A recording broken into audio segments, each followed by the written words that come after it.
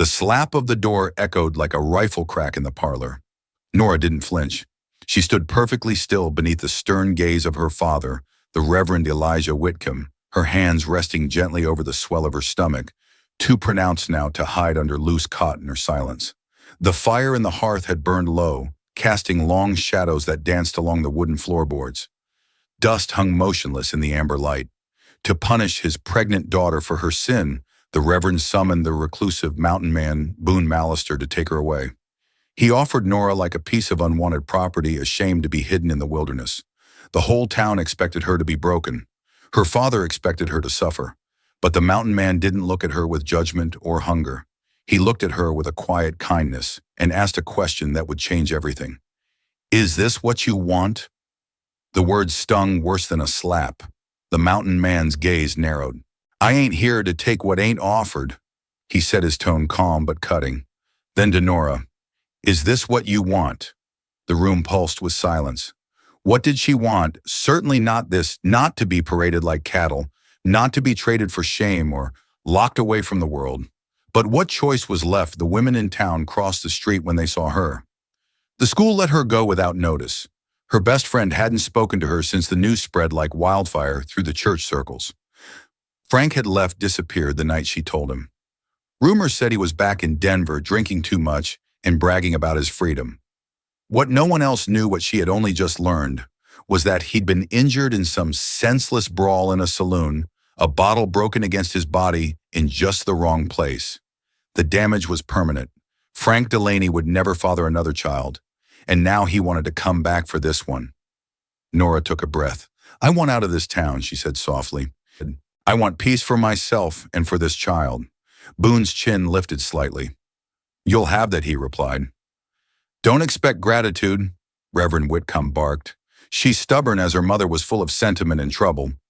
Nora turned slowly. Her father's eyes were bright with something she didn't recognize. Fear, pride, disgust, maybe all of it. "You once said that love keeps no record of wrongs," she whispered. He said nothing. "I remember Mamar said it first." Boone shifted politely, averting his eyes from the intimate moment, but the Reverend seemed carved from stone. No softness, no flicker of regret. "Be ready by dawn," he said. "Mr. Mallister will return to collect you." She wasn't livestock, but she wasn't welcome either. As Boone turned to leave, Nora caught his arm. "Do you have room for a cradle?" He glanced at her belly, then back to her face. A glint of something warm passed over his features. "I built one last week," he said. "Didn't know why. Guess I do now." That night, Nora packed her things by lamplight. What little she had. Her mother's old Bible, a faded photograph of the church before the roof caved in. That spring, a shawl, a letter Frank never answered. Outside, snow whispered against the windows. The mountain wind howled, and in her chest her heart settled, not with fear, but with something colder, deeper resolve. She would not be bargained for, again not claimed, not discarded. Whatever Boone Mallister was, whatever his motives or secrets, he had asked her what she wanted. That alone made him the kindest man she'd met in months, and she would find out come morning whether kindness was enough to build a future on. The wagon groaned beneath them as it climbed into the high country, creaking with every rut in the trail. The sun had barely risen, still bleeding orange across the jagged peaks behind them. Nora sat on the wooden bench beside Boone, wrapped in her mother's shawl, the fabric pressed tightly against her body, as if it could shield her from more than just the cold. They hadn't spoken much since leaving town. Boone kept his eyes on the trail, one gloved hand loose on the reins, the other resting across his thigh. His presence filled the space between them, not with words, but with a steady, grounded calm, the kind of silence that didn't demand to be filled. Not oppressive, not impatient, just there. The snow thinned as they climbed higher, revealing patches of stubborn brown grass and pine needles stiff under the wagon wheels. A few mule deer moved in the distant trees. A hawk traced slow circles overhead. Boone finally broke the quiet. "We'll reach the ridge before midday." Nora nodded. She didn't ask how much farther after that. She didn't care. The town was already far behind them. So were the whispers, the pity, the looks that slid off people's faces like oil. Too smooth to confront, too sharp to forget. She glanced at Boone from the corner of her eye. He looked carved out of the very hills he lived in. His coat was patched in places the color of moss and bark. The rifle strapped behind him wasn't ornamental. It was worn from use. Stock-faded grip darkened by time and sweat. His hands were thick, weather-beaten. He smelled faintly of leather smoke and something like cedar. "You've lived up here long?" she asked. 17 winters. She let that settle. Alone, Boone gave a slow nod. "I was married," he added after a pause. "Mary passed 8 years back. Fever took her fast. Didn't see it coming." "I'm sorry," Nora said gently. He didn't respond, but his jaw worked slightly, like he was grinding a memory between his teeth. They rounded a bend and the view opened wide. A valley spread out below them, the trees deep green against the pale winter light, a creek winding like silver thread through the middle. Far beyond, a distant ridge cut across the horizon. "That's home," Boone said. Nora leaned forward. "Where?" He pointed with his chin. "There, between those 2 pines cabins tucked just past that rise." She squinted, and sure enough, the faint outline of a chimney peeking through the trees. Her stomach fluttered, not with fear, but something close to anticipation. She wasn't sure what she expected. Maybe something rough, half-collapsed Avel. But as they descended into the valley and the trees closed in, the cabin came into full view. It wasn't large, but it stood firm and proud against the clearing. Sturdy log walls, thick stone chimney, small porch with a rough bench and firewood stacked high. Smoke drifted from the chimney, curling into the crisp morning air. Boone stopped the wagon and climbed down with practiced ease. He circled around and offered his hand. She hesitated only a second before placing hers in his. His palm was warm, despite the cold, his grip steady. He helped her down without a word, then reached into the back and grabbed her small bundle of belongings. Inside the cabin was warmer than she expected. A fire crackled in the hearth, and the scent of pine resin clung to the air. The space was clean, organized, not just functional, but lived in. Shelves lined with jars of dried herbs and preserves, a table with 2 chairs, a woven rug worn thin but clean, and by the window in the far corner, a wooden cradle. Her breath caught. Boone saw her eyes go to it. "Built it last week," he said gruffly. "Didn't know why, just felt right." She stepped closer. The cradle was beautifully crafted, simple but smooth, carved with care. There were small etchings along the top rail mountain's tree stars. Not decorative, not boastful, just a man's quiet way of saying this matters. "I don't know what to say," she whispered. "Don't need to say anything," he replied. He placed her bundle on the bed nearest the window. "This will be your room. It's small but warm. I'll be in the loft." Nora turned to face him. "Boone." He looked at her, steady, waiting. "I won't be a burden." She said, "You ain't." She wanted to believe him. That night, after soup and quiet conversation, mostly about the land, the animals, how to tend the stove, Nora lay in bed staring at the ceiling beams. Snow had begun to fall again, soft against the roof. The baby kicked a gentle nudge beneath her ribs. She pressed her hand to the spot eyes moist. Boone hadn't asked about Frank. He hadn't asked for anything, really. But in the quiet moments after he'd gone up to the loft, he'd left a small mug of warm milk on the table beside her bed. Not a grand gesture, not a sermon, just something kind. In the morning, she rose to find Boone outside, shirt sleeves rolled to the elbow, chopping wood. The air was crisp and the sun hung low over the ridge. She stepped onto the porch wrapped in her shawl, watching as he split log after log with clean, powerful strikes, each motion deliberate, controlled, like the man himself. "Would you mind if I tended the garden?" she asked after a while. He paused, looked up, and wiped sweat from his brow. "Was my wife's before she passed, mostly herbs and potatoes now. Need some care." "I'd like to," she said. Boone nodded. "Then it's yours." It wasn't much, that exchange, but something unspoken passed between them. A kind of beginning not born of obligation or rescue, but mutual quiet and possibility. Far down the valley a hawk cried, and on the edge of the treeine, unnoticed for now, a rider watched from a distant ridge. He wore a fine coat, carried city papers, and had no intention of leaving without what he believed was his. Oh, but that storm was still days away. For now the cabin stood quiet, and for the first time in a long time, Nora felt safe. The snow had melted by the end of March, leaving behind soft, damp earth and the scent of pine needles released by the sun. The mountains, once blanketed in white, now wore streaks of green and dark brown as life slowly stirred awake again. The days were longer, warmer, and filled with the kind of quiet work that Boone Mallister seemed born for, and that Nora was slowly learning to love. She was up before sunrise most mornings now, her back aching slightly from the weight she carried, but there was a sense of purpose in her step. She had started tending the garden with more than just vegetables in mind. Alongside the rows of onions, carrots, and hardy greens Boone had planted years ago, she made space for color. Wild flowers she'd collected as seeds in a jar her mother once used for tea. Boone had watched her quietly the first time she knelt to sow them, his brow slightly furrowed. "You can't eat those," he had said, not unkindly. She'd smiled. "No, but they feed something else." He hadn't asked what. He just nodded and brought her a bucket of water from the creek. Their rhythm had settled into something resembling peace. Boone would check the traps, gather firewood, repair the coop. Nora would sweep the cabin men linens, stir the soup. She even started reading again a tattered copy of Pilgrim's Progress she'd found tucked behind the cradle, and she read aloud sometimes while he worked by the fire, whittling something down to a smooth curve of pine. They didn't talk about the past, not his, not hers. It was as if the mountains had given them permission to let the weight of those stories slide off their shoulders and melt into the forest. But silence wasn't always emptiness. Sometimes it was space, sometimes it was trust. One morning after Boone returned from checking the upper trap line, he found her seated on the porch peeling apples, with practiced hands and humming an old hymn. "You sound like Mary," he said before he thought better of it. Nora looked up, blinking. "Your wife?" Boone hesitated, then nodded. "She sang all the time," he said, "especially in spring.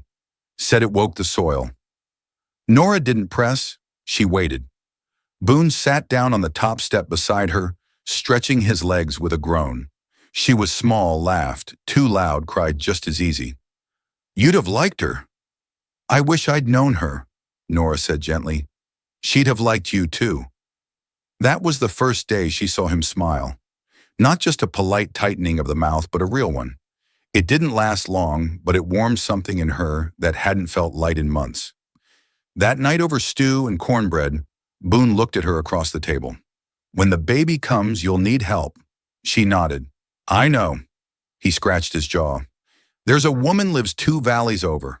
Evelyn Mott used to midwife before her eyes went soft. Might still be able to guide you through it." "I'd be grateful," Nora said. Boone looked down into his bowl. "There's more to figure, too. What comes after?" She felt her heart kick sharper than the baby's heel against her ribs. "After you're free to go," he said once the child's born. "If that's what you want." Nora stared at the flickering lamp between them. "Do you want me to go?" she asked, voice barely a whisper. Boone met her gaze squarely. "I want you safe, and I want you free." It was the kindest thing anyone had ever said to her, and the loneliest. She stood slowly and took both bowls to the basin, rinsing them in silence. The air felt too heavy to breathe. Behind her, Boone rose, boots creaking on the floorboards. "I'll go see about that midwife," he said quietly, but she stopped him before he reached the door. "Boone," he turned. "If I asked you to stay," she said, "not because I need to, but because I want to. What would you say?" Boone took a long breath, his face unreadable. "I'd say I'd already decided to." The next morning a letter arrived. Boone found it tucked in the crack of the gatepost. No rider in sight, no dust on the trail, just a sealed envelope marked with a familiar hand. Nora's heart dropped as soon as she saw it. Frank. She opened it with shaking fingers. Boone didn't move from where he stood. The letter was written in that same confident, curled script. Frank had heard of her predicament, heard of the arrangement with some wilderness man. He apologized for his disappearance, for his silence, but not for leaving. He claimed, trying to build something in Denver. But now he had reason to come back. He wanted to marry her, wanted to take responsibility, and most of all, he wanted the child. The words blurred on the page. Boone's voice came low and steady. "You don't have to tell me." She handed him the letter anyway. He read it once, then again, and then slowly folded it and placed it on the table. "I'll go into town," he said. "Talk to Judge Hall.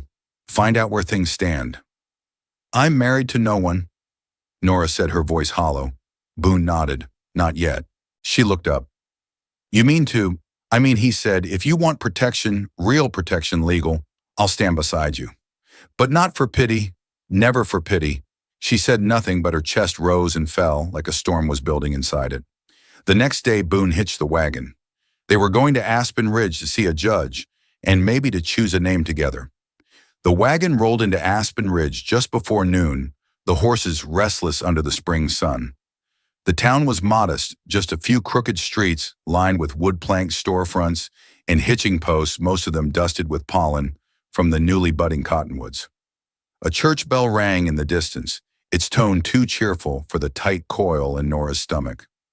Boone helped her down from the wagon without a word, his hand warm and steady beneath her arm. They stood for a moment looking at the place that could determine the shape of her future, at least on paper. He'd offered to speak to the judge alone, but she had refused. She needed to be part of it. The courthouse was a plain brick building near the general store, its windows open to let in the breeze.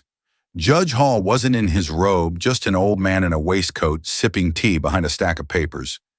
He looked up when they entered, arching one brow beneath his spectacles. "Well now," he said, "this is a surprise." Boone nodded. "Appreciate you seeing us, Will.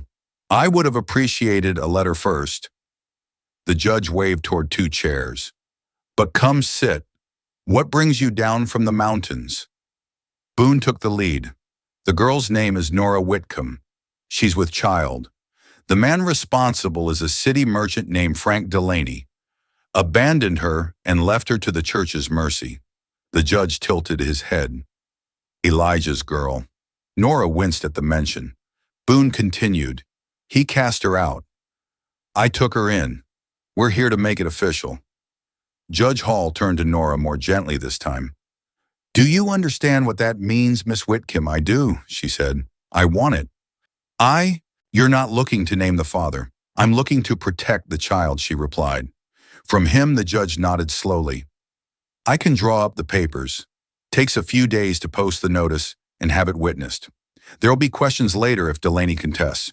"He'll contest," Boone said. "But you still want to do this?" Boone looked at Nora. She nodded once firm. "Yes." "All right then." The judge set down his teacup. "I'll get the documents started. If you're staying in town tonight, you can sign them tomorrow. Otherwise, I'll send word." "We'll stay," Boone said without hesitation. They booked a small room above the tailor's shop. The bed was lumpy, the air warm, and the window stuck halfway open, but it gave them a view of the street, and that was comfort enough. Nora sat on the edge of the bed watching the townsfolk pass below her, hands pressed against her belly. Boone was near the door, pacing with restless energy she hadn't seen in him before. "You've done more than I ever asked," she said quietly. "You didn't ask for any of this," Boone replied.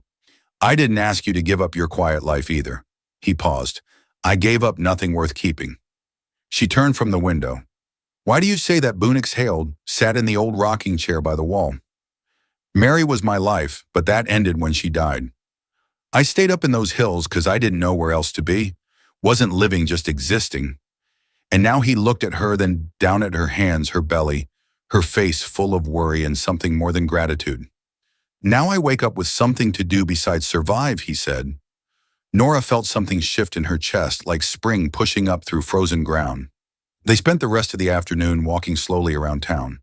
Boone bought her dried lavender soap from a vendor near the bakery. She made him try spiced cider from a stand by the river. They laughed when it turned out too strong and Boone sputtered like he'd swallowed fire. It was a small joy, but real. At sunset, they returned to their room. Nora sat brushing her hair, her eyes distant. "You never asked me if I wanted to be a mother," she said suddenly. Boone looked up from his place near the window. "Would you have said no?" "No," she admitted, "but I would have said I was scared." "You're allowed to be. I still am." Boone stood and crossed the room, crouching beside her. He didn't touch her, just stayed close, grounded. "I was scared when Mary passed," he said. "Scared I'd never feel anything again. Turns out I just needed to feel something new." Nora looked at him, eyes glassy. "You say that like it's easy." "No," he said, "but it's worth it." She reached for his hand. This time he took it. The next morning they signed the papers in front of Judge Hall, two signatures beside one another on a clean sheet of legal parchment. The ink was barely dry when the door to the courthouse slammed open. Frank Delaney stood there, hat in hand, face pale, and lips twisted into something too smooth to be sincere. "Nora," he said, "thank God I found you." Boone rose, instantly stepping between them. Frank held up both hands. "I just want to talk." "There's nothing to say," Boone growled. "I'm the father," Frank said, eyes darting toward the judge. "That child is mine." Judge Hall narrowed his gaze. "Not anymore." Frank's jaw clenched. "You can't just erase me." "You did that yourself," Nora said, stepping forward. "When you left?" Frank looked at her. Really looked. For a moment there was something like pain in his eyes. "I was scared," he said. "I didn't know what to do." Then the accident happened. Boone's posture shifted slightly. "We heard." Frank's voice turned brittle. "I can't have more children." A thick silence followed. "And that's why you're here?" Nora asked. "Because this is your last chance. I deserve to raise my son." Boone's voice was ice. "You gave up that right." The judge cleared his throat. "Unless you want a court battle, Mr. Delaney, I suggest you walk away." Frank looked at them, at Boone's solid presence, at Nora's unwavering stare. Then he turned and walked out, his boots echoing against the stone. But the air in the room had changed. Boone looked at Nora. "He won't let it go." "No," she said. "He won't. They would need more than papers now. They would need each other." The wind howled down from the mountains as Boone guided the wagon back toward the homestead. The sky had turned steel gray, heavy with a storm not yet ready to break. Nora sat beside him, wrapped tightly in a wool blanket, her hands resting on her rounded belly. The courthouse papers were tucked safely inside a wooden box at her feet. Legal proof of something far deeper, a commitment neither of them had spoken aloud, but had now made in ink and silence. Neither had spoken much since Frank's sudden appearance. The memory of him bursting into the courthouse lingered like smoke, sharp and sour. Boone's jaw hadn't unclenched since they left town. Nora hadn't stopped glancing over her shoulder. "He'll come," she said at last, voice low. "I know. You think he'll bring the law?" "He doesn't need the law," Boone replied. "He just needs to make a mess big enough to rattle us." They crested the final ridge, just as snowflakes began to fall soft as ash. The cabin stood in the clearing, unchanged, smoke rising from the chimney. But it didn't feel safe anymore, not the way it had before. Now it felt like a target. That night, Boone Doublish checked the window locks and laid his rifle within reach of the door. Nora watched from the hearth, her fingers curled around a mug of peppermint tea. "Boone," she said softly, "what if he doesn't stop?" Boone looked at her across the dim room. "Then he'll learn the mountain doesn't bend." They didn't talk about it again. Not that night, not the next day either. But the tension wove itself into their days like wind under the door, impossible to ignore. Still, life pushed forward. The garden blossomed under Nora's care. She planted chamomile, mint, lavender, and marolds. She sang while she worked, her voice drifting through the trees, soothing as rain on a tin roof. Boone began carving a second cradle. He wouldn't say why, but Nora understood. It was how he processed things with his hands, not his mouth. One morning as she watered the herbs, she saw movement near the tree. She froze. A man's shape, dark and tall, watching from a distance. By the time Boone grabbed his rifle and ran out, the figure was gone. Tracks in the mud confirmed it. Someone had been there watching. Nora felt it in her bones that it was Frank. Boone started leaving tripwires with empty tin cans around the cabin perimeter. Simple alerts loud enough to wake him. He taught Nora how to fire a pistol. It wasn't a conversation. It was instruction, practical and quiet like everything he did. She listened, practiced, loaded and reloaded until the motion became muscle memory. "I hope I never have to use it," she said one evening, setting the pistol back on the table. Boone nodded. "Then we're both hoping." Days passed. Boone checked the traps, patched the fence, stocked food like a man preparing for siege. Nora baked more than usual. Bread, biscuits, pies she couldn't quite stomach, but made anyway as if feeding Boone might fill the space where her peace used to be. Then came the note. Boone found it nailed to the barn door.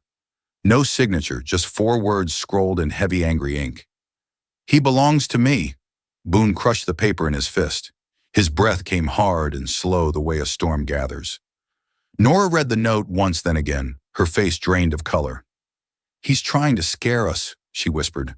"He's doing more than that," Boone said. "He's claiming what he left behind, like I'm a possession."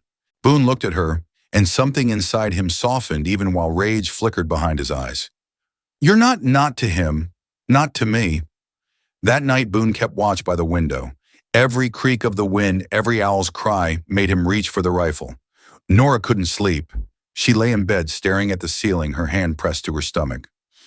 "I won't let him take you," she whispered to the baby. "I won't let him undo everything." Boone didn't sleep either. By morning he was a shadow of himself, silent, sharp-edged, bracing for something just out of sight. On the third night the cans rattled. Boone was up in an instant, rifle in hand. Nora lit the lamp while he stepped onto the porch, careful and slow. Snow crunched beneath heavy boots. He raised the rifle. "Show yourself." No answer. Then a voice too smooth, too calm. "You always did build a fortress, Mallister." Boone's blood turned cold. He knew that voice. "Come any closer and I'll drop you where you stand," Boone growled. Frank emerged from the trees, hands raised, a pistol visible at his belt. His coat was city-tailored, but mud-stained and torn. He looked thinner, more desperate. "I just want to talk," Frank said. "You don't have to make this violent. You made it violent the day you followed us here. I'm the Father Boone. You don't get to erase that." Boone didn't lower the gun. "You're not here for the child. You're here for control. You lost the right to both." Frank's smile faded. "You think hiding in the woods makes you righteous? No, but it makes me dangerous." From behind the door, Nora stepped out onto the porch, one hand on her belly, the other holding the pistol Boone had taught her to use. "Go," she said, voice shaking. "Before I make you?" Frank's eyes widened. He took in the sight of her, calm, armed, unafraid. "You'd shoot me, if it meant protecting my child." "Yes." Silence. Then Frank laughed, bitter and hollow. "You two deserve each other." He turned and walked back into the dark, his figure swallowed by the trees. Boone watched him until there was nothing left but shadows. Only then did he lower the rifle. Nora stood beside him, breathing hard, hands still tight on the pistol. Boone placed a hand on her shoulder. "He'll be back, I know. But next time," he said, "we'll be ready." The wind picked up, scattering snow through the clearing, and deep in the woods, something far more dangerous than a storm was gathering. The morning after Frank's visit, the mountains were eerily quiet. No wind, no birdsong. Even the creek behind the cabin flowed with a hush that made Nora uneasy. Boone had been awake since before dawn, splitting logs with the kind of force that made the axe whistle through the air. Each swing was precise, brutal, methodical, his way of working through thoughts he refused to speak aloud. Nora watched him from the window, a bowl of cooled oatmeal in her hands untouched. Her stomach was unsettled, not from the baby, but from dread. Boone's warning echoed in her mind. He'll be back. When Boone returned to the cabin, he didn't comment on the untouched food or the silence stretching between them. He only asked, "You feel up to checking the snares?" She blinked. "With you?" He nodded. "I want you to see something." They walked through the thinning woods side by side.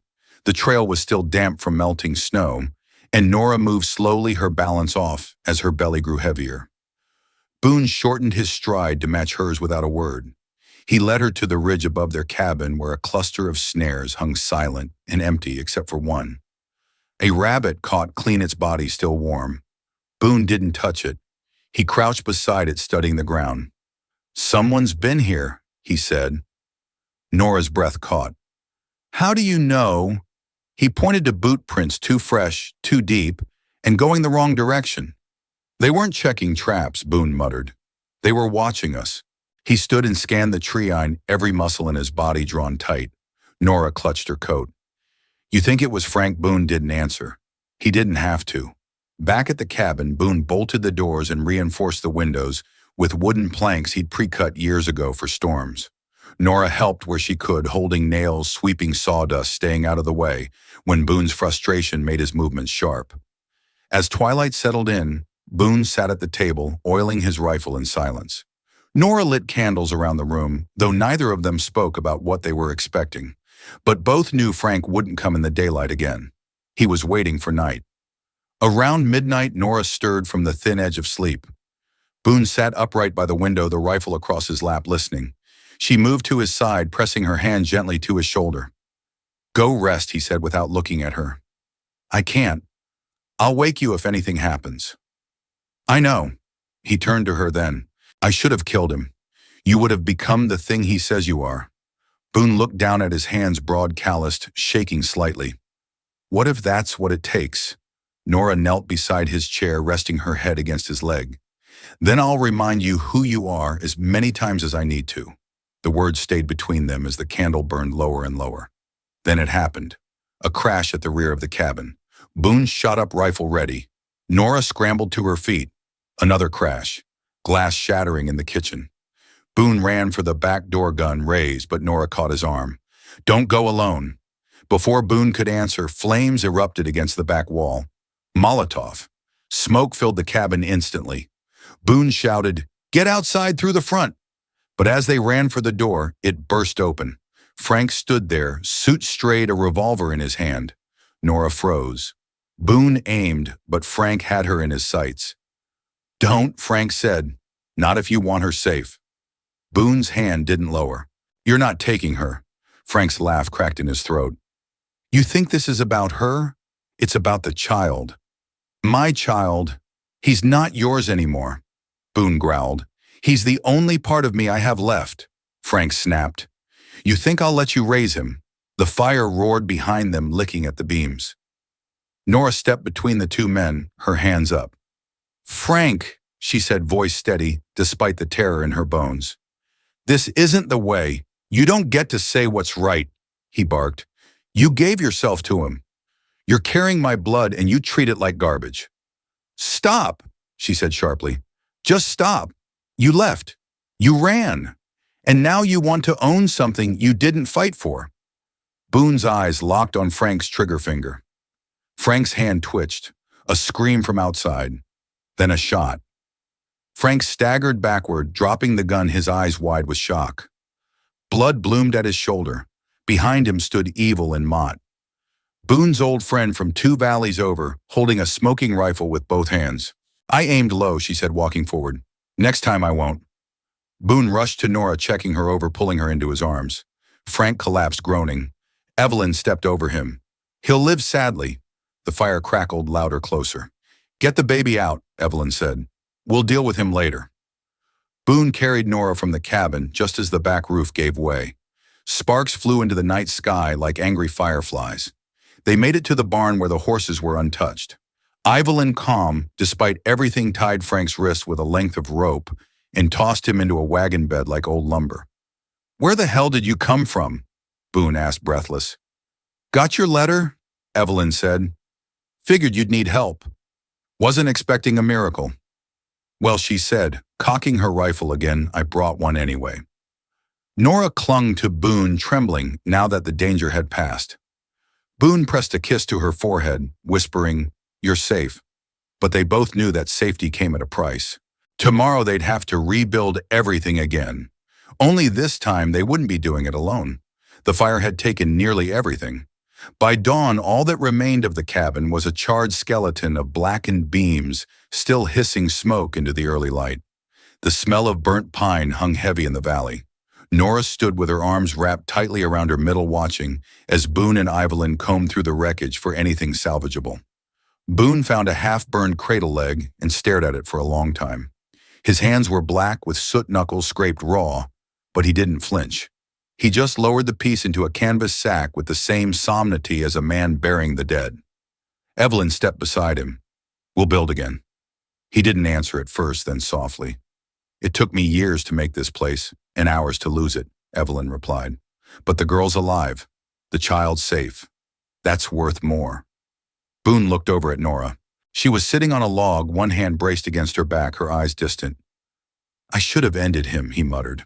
Evelyn frowned. You almost did. I mean before, when I had the chance. Then you wouldn't be the man she trusts with her life.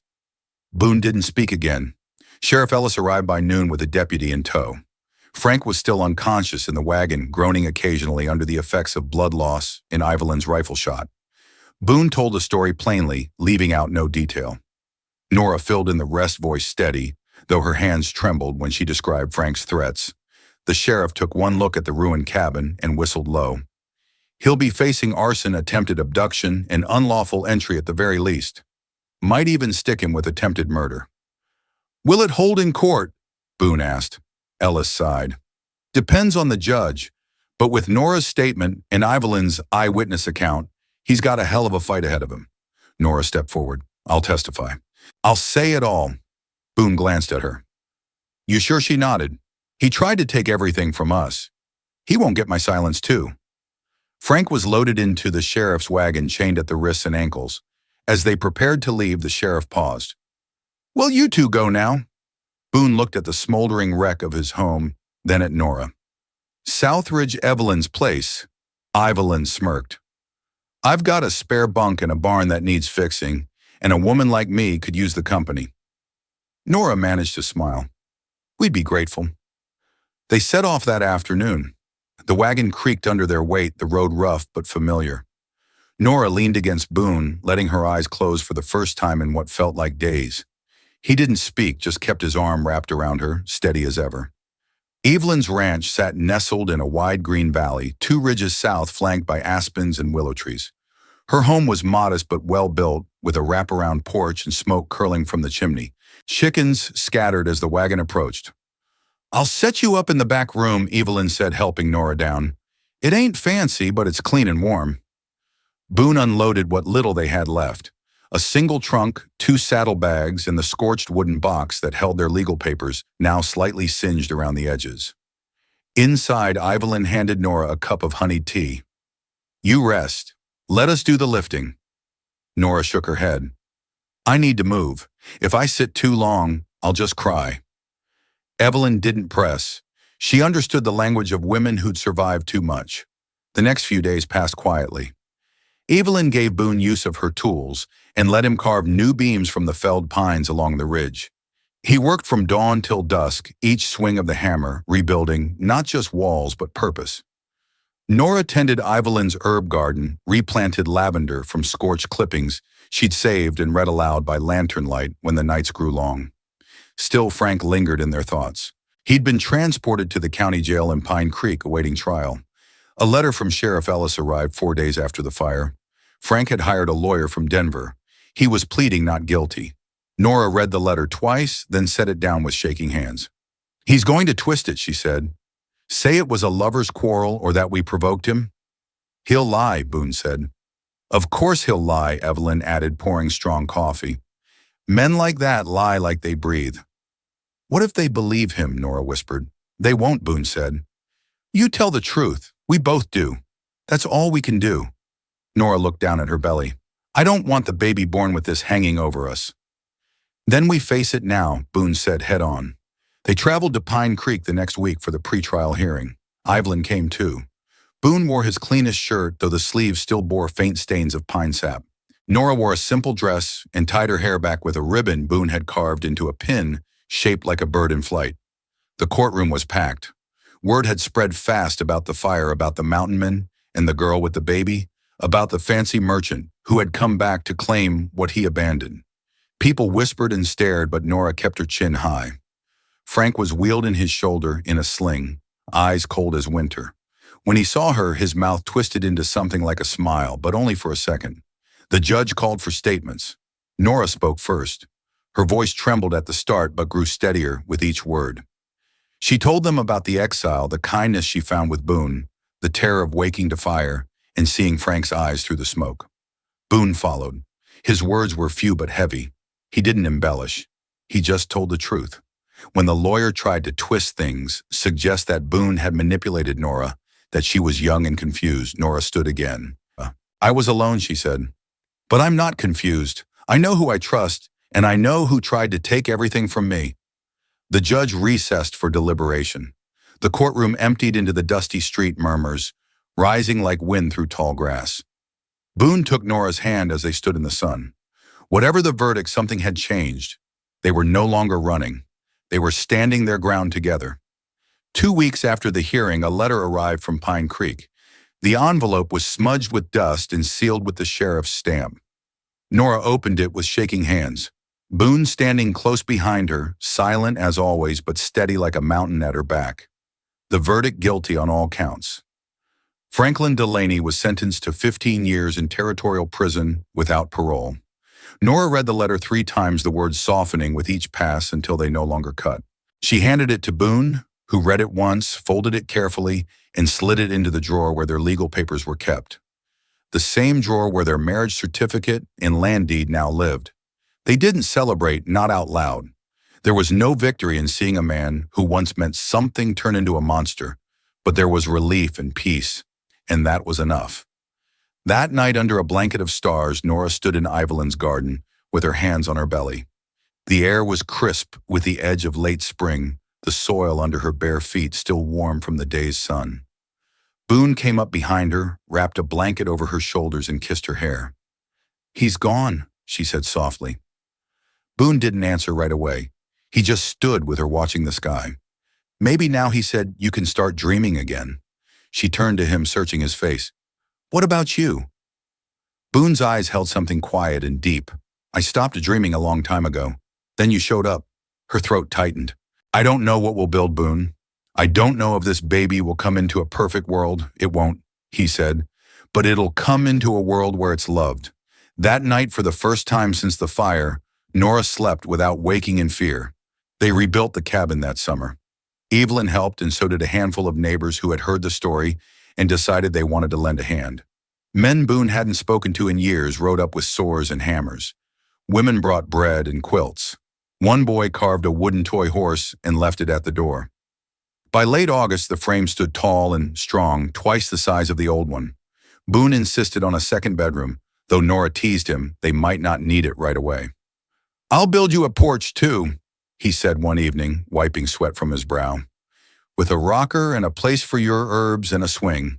she asked. He looked at her belly, then at the sky and a swing. Nora gave birth in late September. The labor was long. Evelyn stayed by her side the entire time while Boone paced the hallway with his boots thudding like a drum beat. When the baby's cry finally broke the silence, Boone stumbled into the room as if gravity had let go. A boy, red-faced and healthy lungs, strong enough to rattle the rafters. Boone didn't speak at first. He just stared at the tiny bundle Evelyn placed in his arms as if trying to memorize every inch. His fingers dwarfed the baby's whole body, but the way he held him, gentle, reverent, made Nora's chest ache.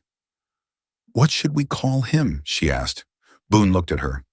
"You choose." She smiled through her tears. "How about Samuel?" He nodded once, eyes glistening. "Samuel Boone Mallister sounds like he belongs here." They spent the first weeks in a blur of sleepless nights, soft lullabies, in quiet wonder. Boone carved a new cradle smoother than the last from timber that hadn't burned. Nora embroidered the baby's name into a quilt she'd been stitching since July. Word of Samuel's birth spread through the valley. Visitors came, some to coo over the child, others to bring gifts, but all with smiles that said they'd watched something rare take root and grow. A few brought stories, too, about other girls who had been cast out, about other men who had chosen to stay, and somehow that made the burden a little lighter. One crisp morning, Boone took Samuel out in a sling, walking the perimeter of the land. He spoke quietly to the boy, pointing out where the old fence used to be, where deer liked to drink from the creek, where he'd first seen Nora standing with her back straight and her eyes full of defiance. He returned to the porch to find her rocking gently, a warm cup of cider in hand. "Good tour?" she asked. He fell asleep halfway through. "He takes after you, then?" Boone sat beside her, stretching his long legs. For a while they just rocked, saying nothing. Then she said, "Sometimes I think about who I was before all this. Before I met you, before everything." He nodded. "I think about who I was, too. And I like this version better." She smiled, leaning into his side. "Me too." Autumn bled into winter. Snow fell early, blanketing the new cabin in silence. Inside, the fire burned strong, and laughter echoed through the rooms that once knew only solitude. Boone carved a set of tiny snowshoes for when Samuel was older. Nora dried herbs and lined the shelves with glass jars, their colors soft and earthy. The rocking chair creaked. The cradle sang with each rise and fall. One night, as they lay together with Samuel nestled between them, Nora whispered, "Do you ever wonder why it all happened the way it did?" Boone looked at her, eyes dark and soft sometimes. "And I think maybe all the losing was so we could find this." She traced a finger along his jaw. "You think this is the end of the story?" He shook his head. No, just the beginning. Outside the wind howled, but inside there was warmth. Inside there was love. And for the first time in both their lives, that was